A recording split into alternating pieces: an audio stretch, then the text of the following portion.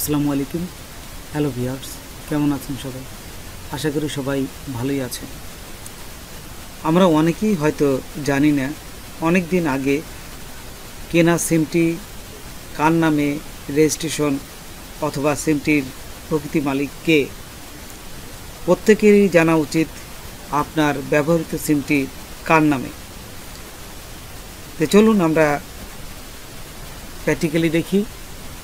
তার আগে ছোট্ট একটা রিকোয়েস্ট করি, যদি আপনি আমার চ্যানেলে নতুন এসে থাকেন তাহলে দয়া করে আমার চ্যানেলটা সাবস্ক্রাইব করবেন, পাশে থাকা বেল বাটনটা ক্লিক করে রাখবেন লেটেস্ট ভিডিও সবার আগে পাওয়ার জন্য। আর যারা সাবস্ক্রাইব করেছেন তাদের সবাইকে ধন্যবাদ।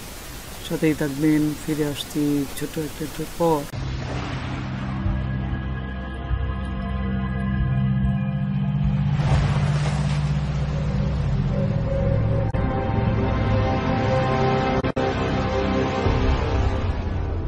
আজকের ভিডিওটিতে সম্পূর্ণ প্রসেসটাই আমি আপনাদের দেখাবো, কিভাবে এই সিমের প্রকৃত মালিক কে।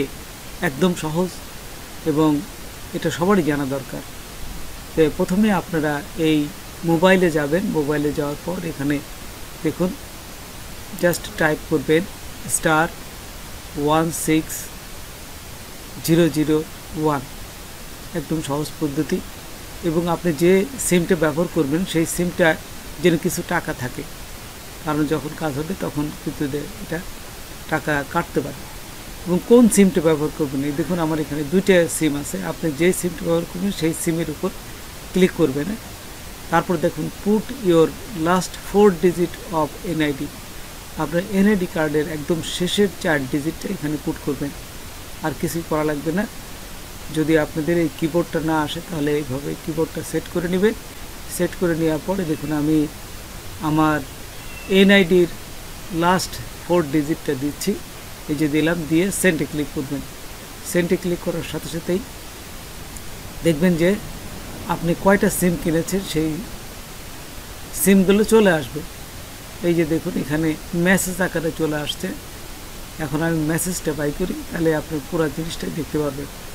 এই যে মেসেজ চলে আসবে, আপনার এখানে মেসেজ চলে আসবে। তো আমরা এই মেসেজে ক্লিক করলাম।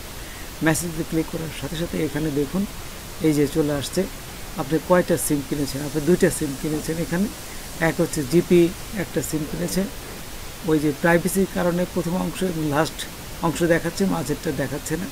আর একটা টেলিটক সিম কিনেছেন, সেটাও প্রথম যে 880155 টেলিটক। এভাবে আপনাদের সিমগুলো এখানে দেখাবে। তো বন্ধুরা, আজকে এ পর্যন্তই। নতুন কোনো ভিডিও নিয়ে আবার আপনাদের সাথে হাজির হব। যদি আমার ভিডিওটা আপনাদের ভালো লাগে বা কোনো উপকার আসে তবে অবশ্যই সাবস্ক্রাইব করবেন আর বন্ধুদের মধ্যে শেয়ার করবেন। ধন্যবাদ সবাইকে। আল্লাহ হাফেজ।